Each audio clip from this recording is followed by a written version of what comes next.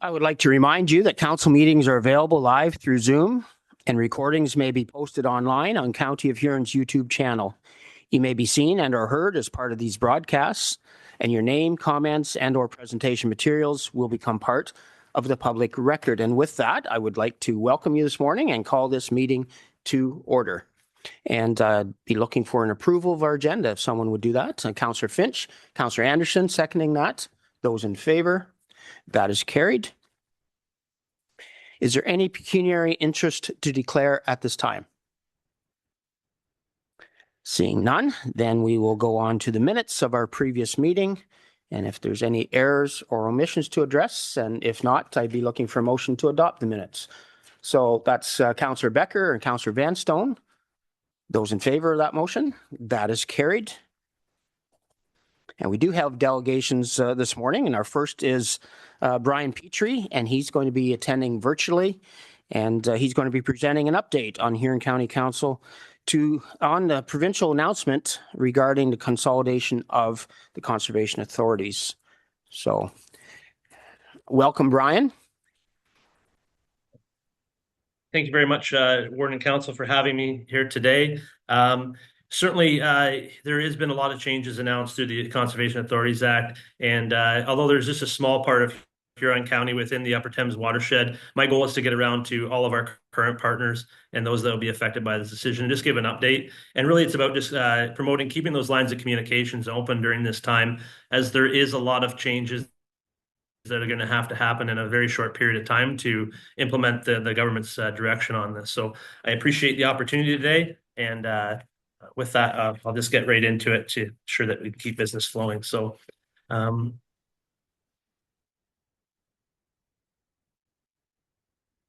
2026, this is followed by previously announced other changes to the Conservation Authorities Act. Really, the Conservation Authorities Act, we've been in constant flux since 2019, but this is more of the current announcement was made to address the provincial concerns that are listed there. And then we go to the next slide. These are the guiding principles that the province has put out. Certainly, we certainly agree with retaining local influence and continuing our services. We're always open to strengthening our capacity to be able to reduce the products and services that residents require within the watershed. Go to the next slide, please. Originally, when this announcement was first put out on the ERO posting, it was proposed to have 7 regional CAs. Upper Thames River Conservation Authority was supposed to be part of the Lake Erie Regional Conservation Authority. The announcement, the final iteration is 9 regional CAs, and that makes that Upper Thames is in the Western Lake Erie Regional Conservation Authority. And that consolidation to formally make that happen is expected to take place in early of 2027. Next slide, please. So the West Lake Erie Regional Conservation Authority will be made up of Essex, Lower Thames Valley, Sinclair Region, and Upper Thames. Now, Upper Thames does have a good working relationship already with these conservation authorities, as Lower Thames and St. Clair and Upper Thames form the Tenson-Ham Source Protection Area, and Essex forms their own. But there's a really good working relationship there, and certainly our staff are working with their staff to try to understand the situation and what that looks like going forward. Next slide, please. The biggest change that at this point is proposed is really the governance of how CAs are operated. The province has stated that they still want them to be municipally governed.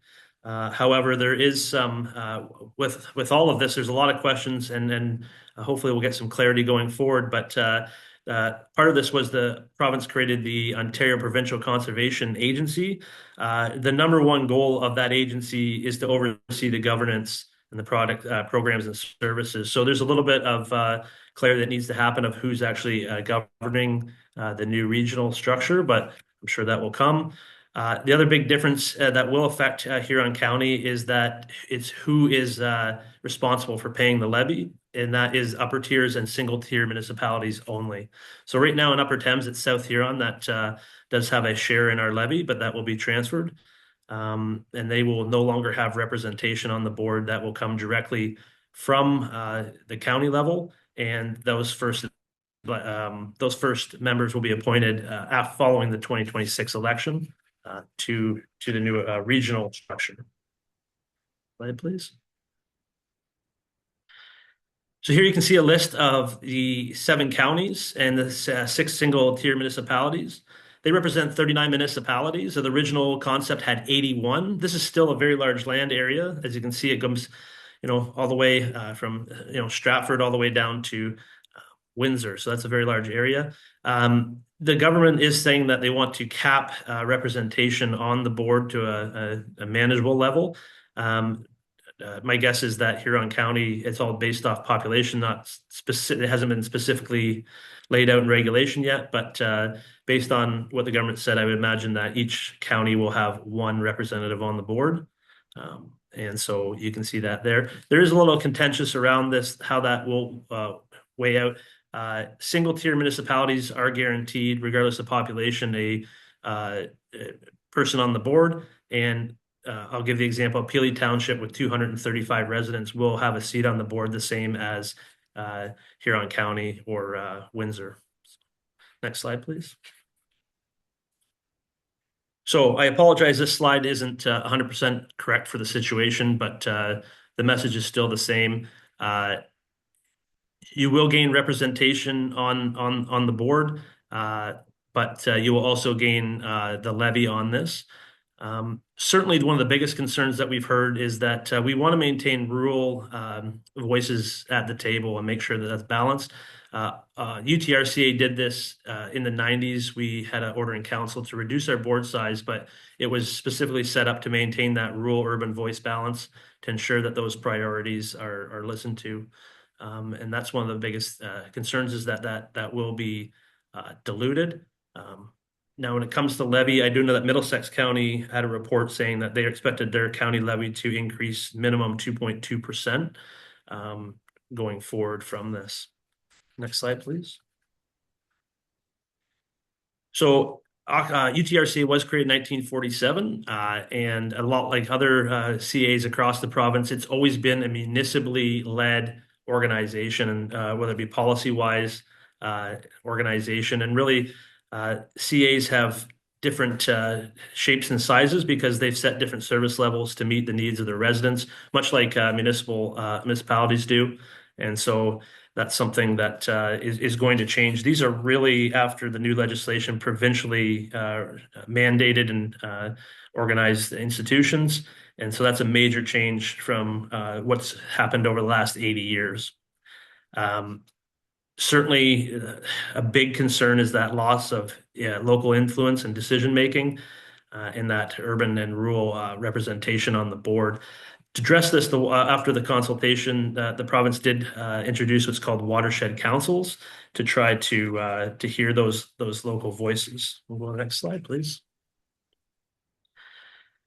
Each regional CA is required to have at least 1 watershed council. These are not decision-making bodies, however. These are for input only. And the way the new system is set up, the province has created the OPCA, the Ontario Provincial Conservation Authority. They will appoint members to that board. That board will appoint project managers to the transition team. Those project managers or executives will then be the CAO of those organizations for 2 years.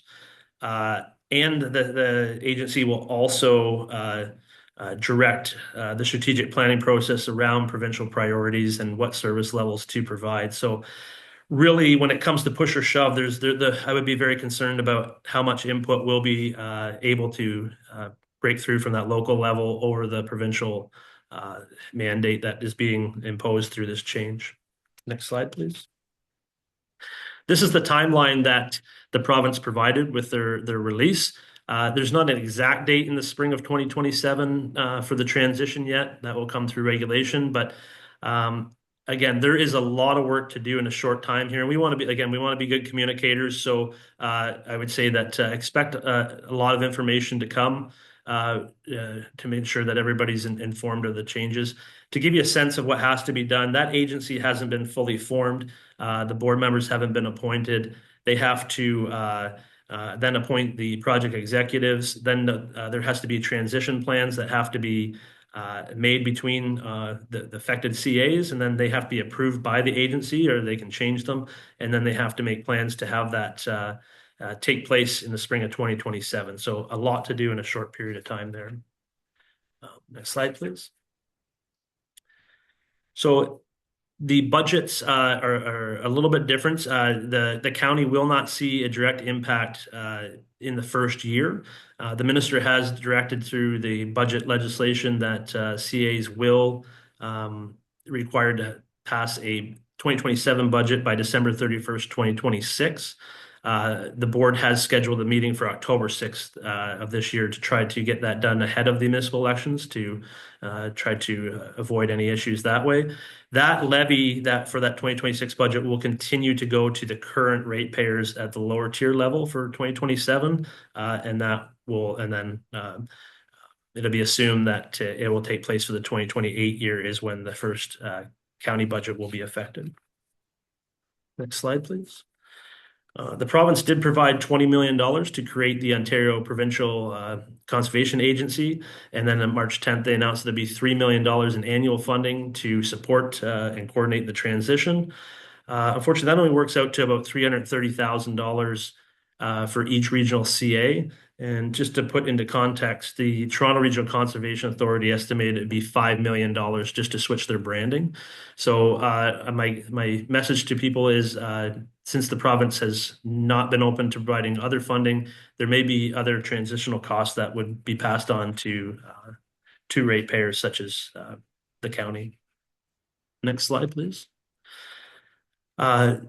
These are a number of economic impacts and concerns that were identified during the consultation process for the ERO.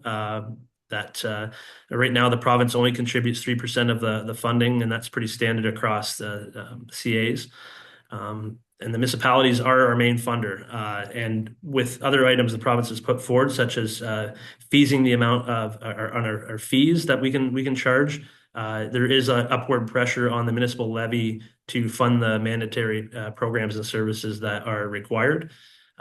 So there's some issues that way. Another big issue that's come up across CAs is that the financial reserves and funds that were generated locally need to stay there for those purposes. And I can tell you that that's ubiquitous across all CAs, so I'm sure that will happen. But that's one of the major issues, is that we want to make sure that those reserves for that local infrastructure stay where it was designed to be. Next slide, please. There were 14,000 ERO submissions as part of the consultation process. This is a correlation of the responses that came back during that process. We haven't seen anything in the legislation as of yet that will directly affect those, besides the watershed councils. Again, there's a lot of information to roll out, so hopefully we will see some of those, but that's just for reference there. Next slide, please. What we do want to issue to our partners, and certainly new partners coming to the table, such as Huron County, is that at UTRCA, we are making sure that it's business as usual until we're told otherwise. We want to keep providing that great service, and certainly be able to provide a timely service for permitting and all the great services that our staff provide. And we want to be able to support our staff through this. I'm sure you can imagine as municipal staff and governing those municipal staff that if a decision like this came out, there would be a lot of apprehension within your employment group. There's no plans whatsoever to change. And I will say that the government has been clear on that. They're not expecting that to happen either. So hopefully we'll see that the service level continues forward, and we'll be able to continue that in a new direction. If I had to guess or make an educated guess on the outcome of the consolidation, the first step would really to have that umbrella organization, that new regional governance in place. But I think you'll see the current structure continue underneath for a period of time until those larger, more complicated items can be addressed. There's 3 different flood standards across the new regional CA. There's one that has a union, and there's a lot of other items as well that are complicated and need time to work out. So certainly open to any questions, but really, again, it's all about just communication, and we're here to be good partners that way, and certainly look forward, whatever structure is there, that we always try to be good municipal partners that way. Well, thank you, Brian. Thank you for presenting us with this information. And I am going to go to council if there's any questions or comments that anybody would have when Brian's still with us. Not seeing any questions, Brian. So what I would be doing is looking for a motion then to receive the presentation for information. And that's past Warden Ginn and past Warden McNeil. Those in favor? And that is carried. So thank you for joining us, Brian. Thank you. Our next delegation is Huron County Soil and Crop Improvement Association, along with the Asabo Bayfield Conservation Authority annual update. And we welcome Rick Kustra and Mary Valise to join us. And welcome. And when you're ready, go ahead.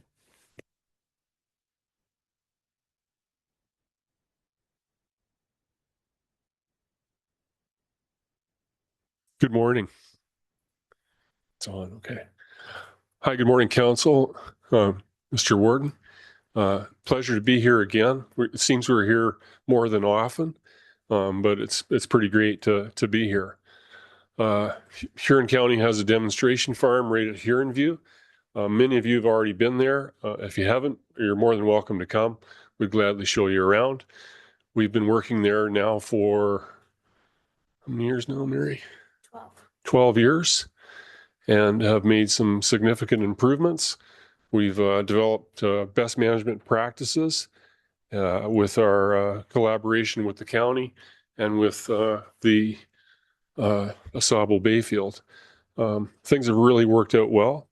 We put a tile drainage project in 2017 or 18 or 19, and it's really made improvements on that land. Next slide. It's all no-till, strip-till. We grow cover crops. You can see from our yield records, I think you have them. It's a slight improvement every year. We're very pleased with it. We're now entering into a subsurface irrigation project where we can take water, save water, and go to the next slide if you want. Take water, save water. We're wanting to take water from the parking lot at the Huron View site and bring it to our wetlands, our ponds, pump it back up for the purpose of irrigation underneath the surface. It's a new, somewhat new technology for us. I don't think there's any of that in Huron County. We're very excited about it. We're doing it at well, a low rate of cost for sure, and I'll let Mary talk about that. Well, I think maybe you better talk now. Thanks, Rick.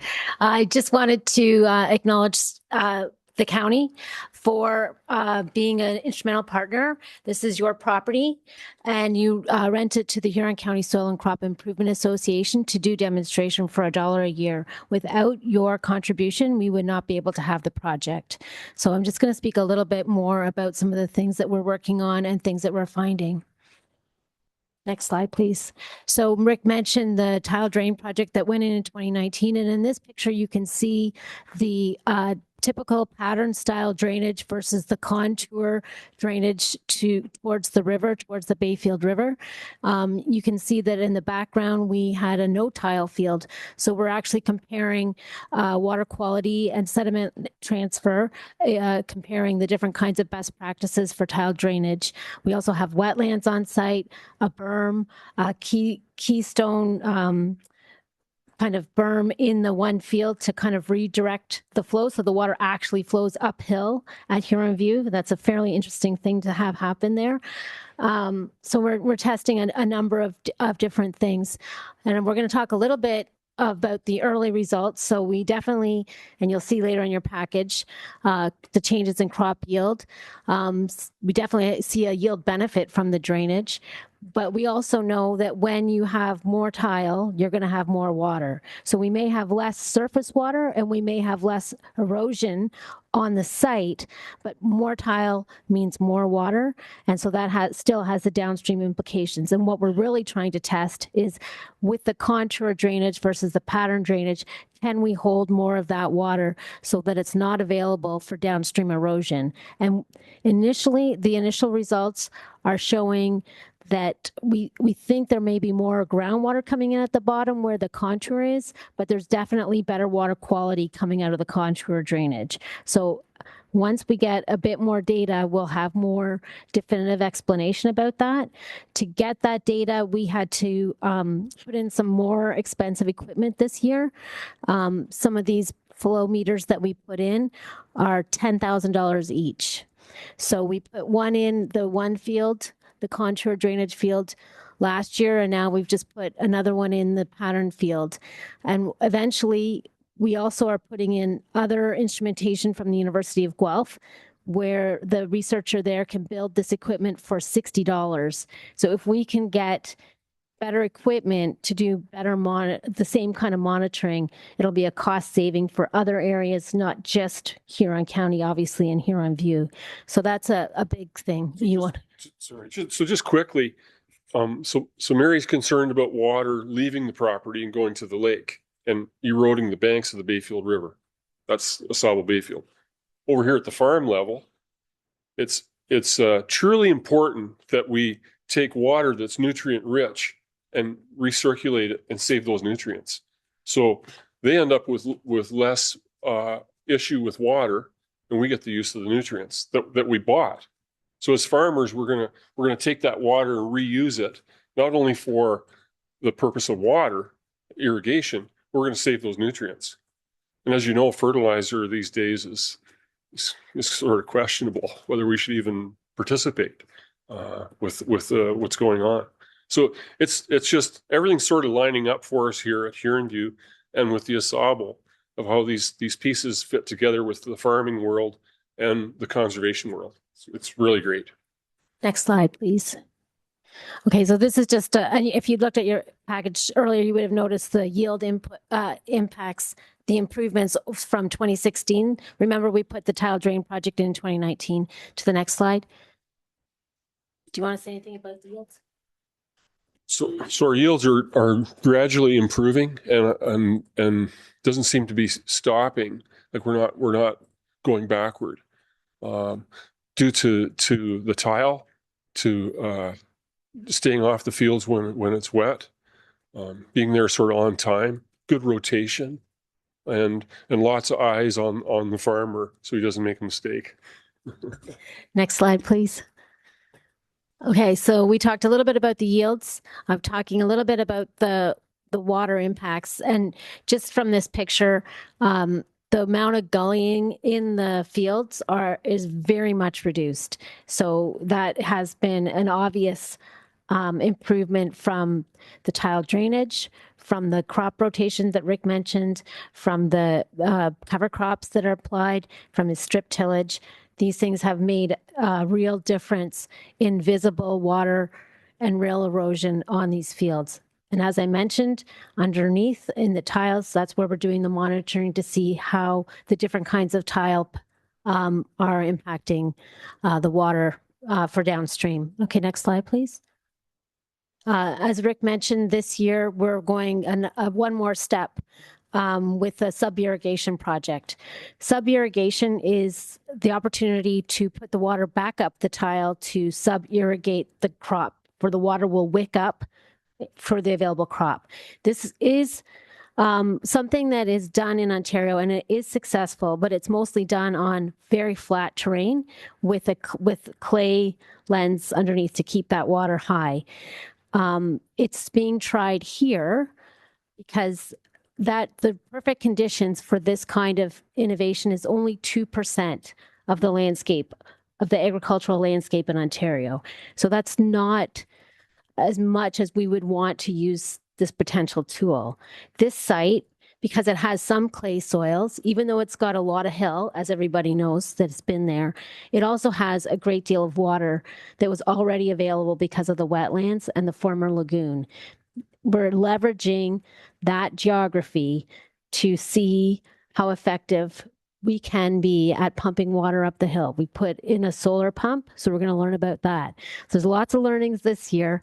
I will report back to let you know how it works. But we have quite a few engineers helping, contractors from the Land Improvement Contractors of Ontario. BM Ross has been secured. The Ontario Ministry of Agriculture, Food and Agribusiness has provided the funding. As I mentioned, the University of Guelph, we're working with folks there to improve the knowledge transfer and the information and the research that can be done.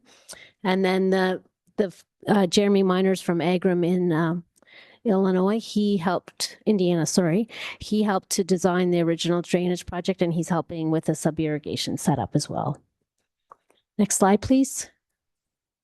So I just want to speak a bit about the importance of this farm for sharing information about sustainability and water and agriculture. So we typically will speak to 500 people a year. So that's either them coming to the farm or Rick or I giving presentations.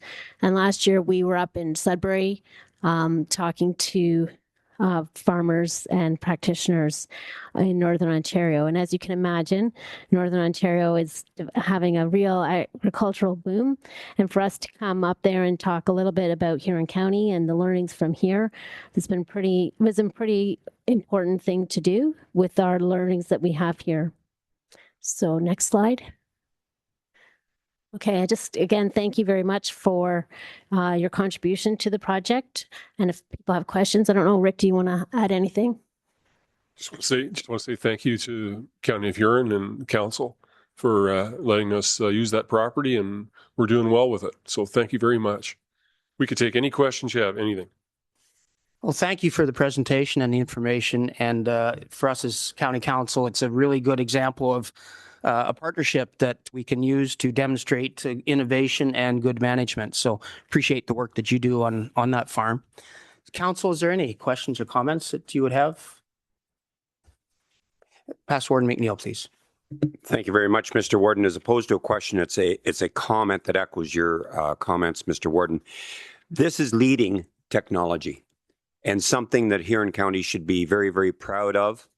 And the increase in yields that you have demonstrated by great practices is really, really valuable in reusing that water with your intent. It's just so amazing. So congratulations to all involved with this leadership. This is new technology. It's not something you're duplicating. You're doing it. So congratulations. Thank you.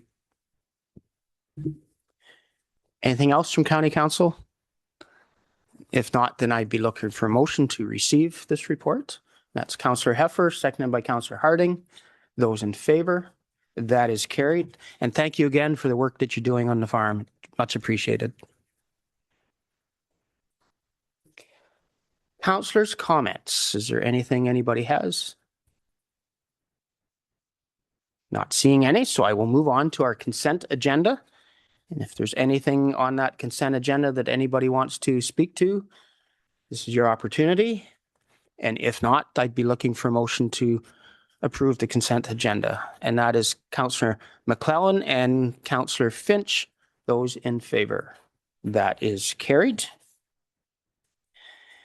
Next on the agenda is Cultural Services, and it's the Huron County Annual Report for 2025 for the library. And Beth is available for questions if there would be any questions on this report.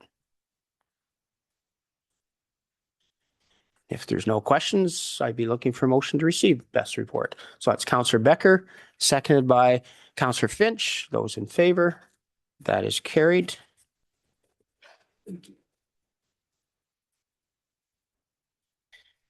And under 11, administration. And Susan has a report that she's going to speak to for us on the committee for subcommittee structure. Thank you, Warden. So every 4 years, we have a good look at our committees and just a thorough review. I think in light of some of the budget decisions as well, this is an opportunity to look at them. So this year, we're asking for a subcommittee that can help review them and then make some recommendations back to council as to their viability, their structure, etc. So we're looking for the warden and maybe potentially 2 members of council to sit on this. Okay, is there any thoughts, Councillor Basnet? I see your hand. I'd be willing to nominate myself to sit on the committee if that's what I need to do.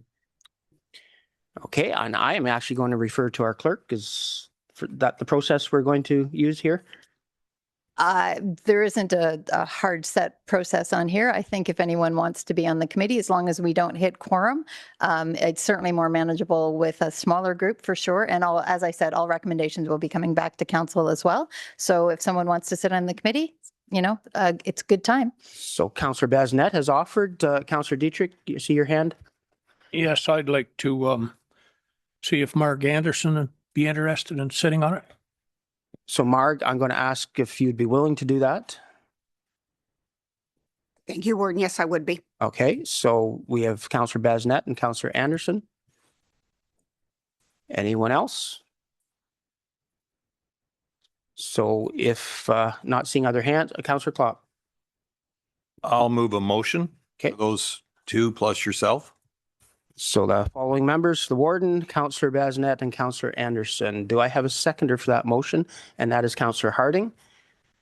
Those in favor of that motion? And that is carried. So thank you for those 2 for volunteering for that role. And Susan is available for questions if you have any on the update of policies. And if there's no questions, then I'd be looking for a motion to approve the report by Clerk Cronin, and that is Councillor McClellan and past Warden McNeil. Those in favor? That is carried. Mike is available for questions on the contract extension of PSAP for the 911. Any questions for Mike on this? And if not, I'd be looking for a motion then, receiving this report. That is Councillor Heffer, Councillor Anderson. Those in favor? That is carried. Again, Mike is available for questions on the DLGL contract extension. Is there any questions for Mike on that? I am seeing no questions. So Councillor Dietrich put forward a motion. Do I have a seconder for that? Councillor Basnet. Those in favor? That is carried. And the County of Huron approved 2026 budget. Mike again is available for questions on that. Councillor Noel, please. Thank you, Mr. Warden. I have a couple of comments that I'd like to make if I can, please. Specifically with respect to the budget executive summary. In the key considerations section on page 7, it says that additional reserve usage will be required to support the one-time costs associated with removal of 13 FTE staff positions from the budget. It's one of the only places in the executive summary that doesn't have an estimated dollar figure associated with it. And, we've made significant cuts. They were the subject of a lot of debate. I think we have a responsibility to be transparent and accountable with respect to the financial impact. And we need to understand the savings, and we also need to understand the costs that we're going to incur, both one time and ongoing. So I would like the costs tracked. And while we obviously need to respect all privacy, labor relations, and sort of solicitor-client obligations, I don't think there's any reason why we can't report the total costs for all positions in the aggregate. So I have a motion I'd like to bring for consideration by my colleagues, and that is at the end of 2026, I would like a staff report brought back to council in open session, and I'd like it to set out the total estimated and actual financial impacts of cutting the 13 staff positions. And I'd like that report to include all the savings in salaries and benefits as a result of the costs, And I'd also like the report to include all the costs incurred.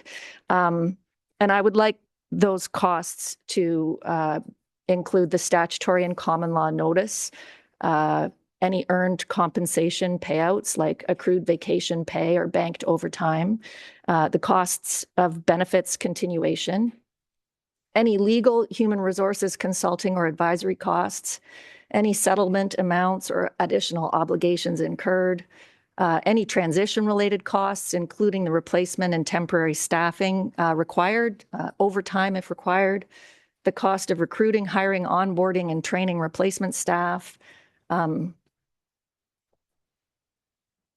or training existing staff that have to assume duties they didn't previously have, the pay and benefits for any new contract or replacement staff that have to be hired. And I would like this report to be provided with the numbers sort of in aggregate form, obviously, without disclosing any personal information or any details that would identify individual employees. I'd like to exclude any information that's properly protected under labor relations, litigation, or solicitor client privilege. But I think it's important that we all understand all of the numbers associated with these cuts. They're not in the summary. I don't know where to find them in the budget. So that's my motion. Thank you. Okay, so Councillor Noel has put forward a motion. I'm going to ask if there would be a seconder for that motion. And that is Councillor Bazinet. I'm going to open it up for discussion, if council would have discussion on that motion. Councillor Klopp, please. This, I guess, is through you to the treasurer or the CEO. I tried to hear everything that my colleagues stated, and I believe that we do that already as this process goes. I appreciate it's not in here yet because we haven't done it yet. As my fellow colleague commented, there is privacy issues and respecting people, so it puts the treasurer in a bit of a quandary. But so I need that clarified. Is this motion already what's going to happen, anyways? So I think I'll go to our CEO work for just an answer to that question, Councillor Klopp. Certainly. I'm going to be measured in my response just because we are currently in negotiation in a number of the cases, right? So I would certainly want to have our solicitor review any of the potential information that would come back in an open session for County Council's consideration prior to disclosing that in open session. But certainly if Council is looking for a general report on the outcome relating to their decision, I would think that's okay. In relation to the very specifics, I did not review the proposed motion ahead of time, so I would need to look into that to say whether or not all of that information could be shared publicly. Okay. Any other questions or comments from council? Is that a follow-up, Councillor Klopp? Yes, and I'll try to be measured too. So I'm hearing that there's some detail in there that if I support this motion, I'll put it this way, if I support the motion, then that intend it's going to happen. But as been pointed out, this maybe should be looked at first and then come back to council, I guess where I'm coming at, because as I say, a lot of that stuff I'm going to say is going to be knowledge. That's just the way it is.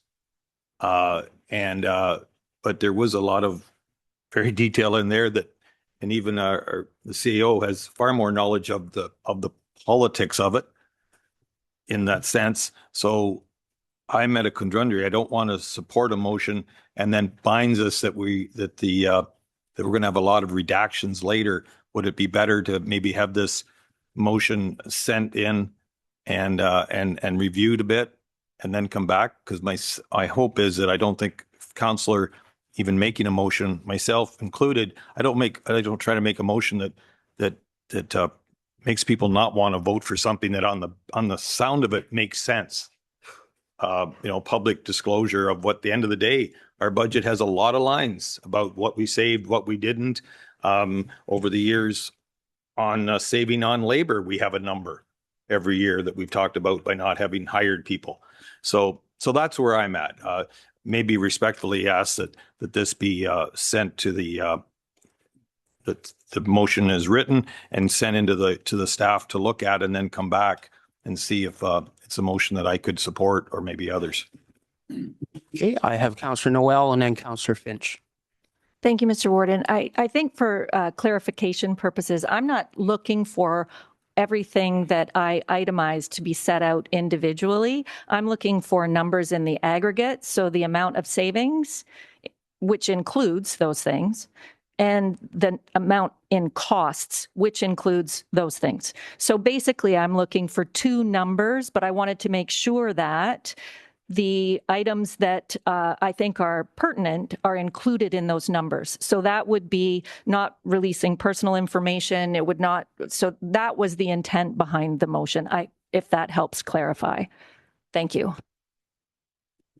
Councillor Finch, please. Thank you. Just procedurally through the warden, I'm wondering if we deal with the motion that's presented now, recommendation about the budget, and then perhaps what my friend's motion is could come back as a notice motion.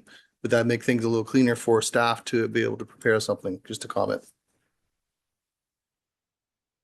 We do have a mover and a seconder on this motion we're discussing, so we will address that motion. Councillor Klopp.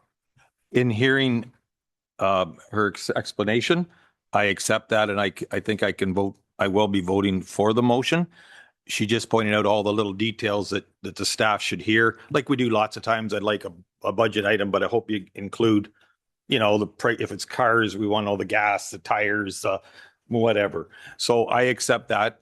I feel comfortable I can support the motion. As I want to state, though, I believe 99% of that, or 80% of it, will be as you see it go, because we will have things happen in the budget and there will be lines. The treasurer doesn't hold anything back. That's not their job. And but I appreciate that the way that she's presenting this to make sure. Okay, any other questions or comments from council?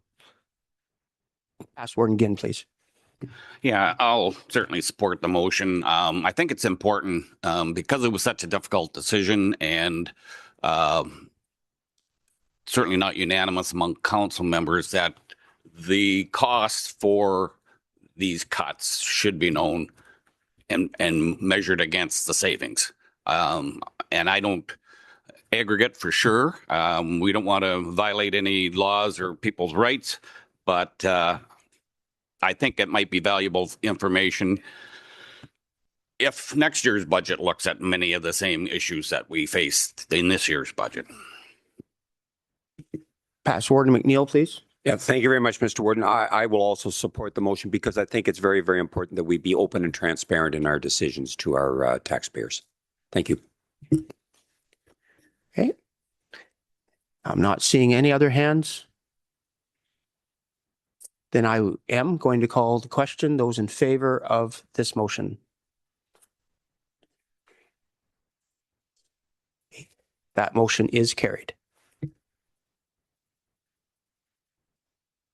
Right. Any other comments before we look at a motion to receive this report? Okay. Not seeing any. So Councillor Klopp would put forward the motion to receive the report. Councillor Finch is seconding that. Those in favor?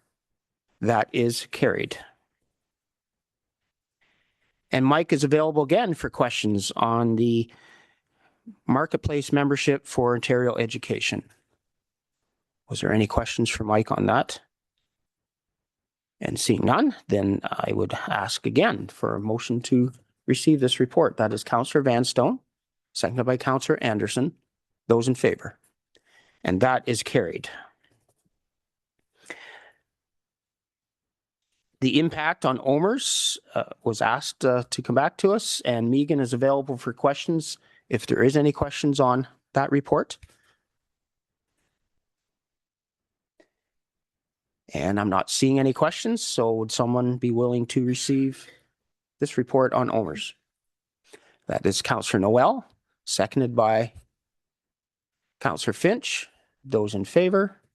That is carried. We have several items under correspondence, and I'm going to ask if there's any specific item anybody wants to speak to. Past Warden Ginn, please. 12.5, supporting South Huron's motion for increasing the veterinaries. Central Huron last night agreed with that. I do have some personal knowledge of it, being I have a niece that is a veterinarian, and it's been relayed to me through her and my own experience as a livestock farmer that there's a huge shortage of veterinarians, and I think the big solution is to increase enrollment in the college. So I would make that a motion. And do I have a seconder for that motion? That's Councillor Goderich. Those in favor? That is carried. Is there anything else on the list? Councillor Harding, please.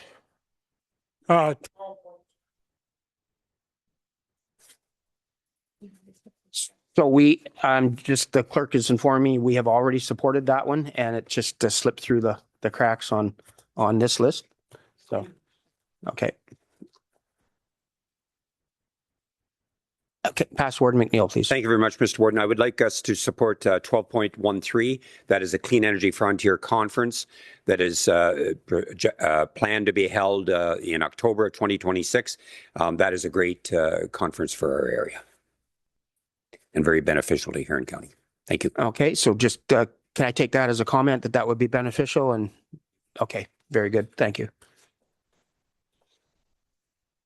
Last call. Anything else on the list? I'd be looking for a motion then to receive the correspondence. That's Councillor Goderich and Past Warden Ginn. Those in favor? That is carried.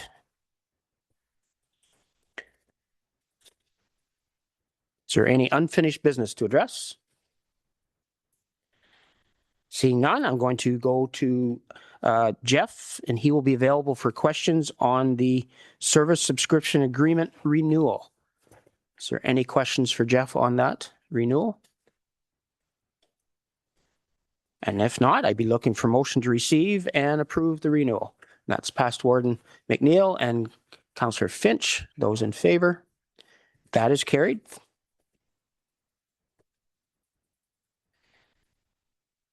Huron View boiler replacement tender. Dana and Alan are both available for questions if there would be questions on this report. And if there is no questions, then I'd be looking for motion to receive, and that is Councillor Becker, Councillor Harding seconding that. Those in favor? That is carried. We do have two bylaws that need first, second, third, and final reading. Could I have four bylaws? Is there anyone willing to put forward to adopt those four bylaws? That's Councillor Heffer, Councillor Goderich seconding that. Those in favor? That is carried. We do not have a close to the public session today. So I just want to make you aware of the upcoming meetings and your responsibilities to those meetings. And with that, I'd be looking for a motion to confirm our actions this morning. And that is Councillor McClellan, seconded by Councillor Finch. Those in favor? That is carried. And dare I ask if someone would be willing to adjourn us? Councillor Goderich and Councillor Heffer. Those in favor? That is carried. Thank you for your attendance this morning.